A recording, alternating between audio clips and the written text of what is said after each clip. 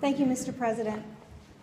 Just want to take a moment to speak about the significance of Martin Luther King in my own life and in all of our lives. When I was a little girl, my parents rarely traveled together, but one year my mom did go with my father to Atlanta and left the three of us kids home with my grandmother. And while she was down in Atlanta, this is a woman who grew up in the tiny town of Lee, Maine, and probably never had met a black person in her life until she was at least 18 years old.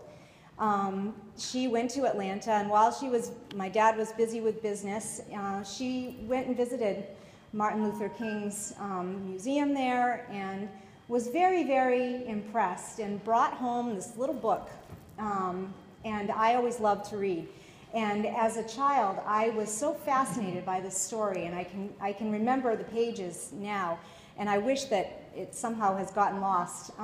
But I wish that I had a copy of it, and I've in fact looked for it for my own children, because it had a lot of nice black and white photographs from Martin Luther King's life.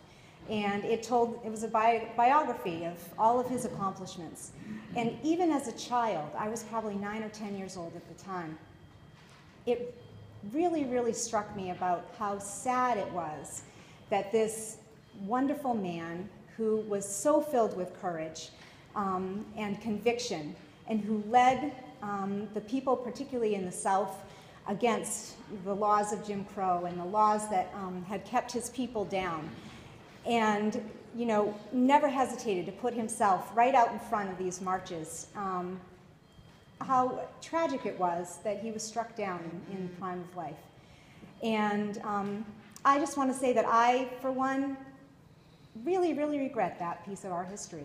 And I really, really regret that we don't know what this country would look like had that never occurred. And I firmly believe that we wouldn't have a different country right now had that tragedy not occurred. And Selma, was extraordinarily important historically. This was a very, very significant point in time where, President Johnson finally recognized the need for action. And I, for one, am just glad that we get to honor the march from Selma to Montgomery. And again, we get to honor Martin Luther King, Jr.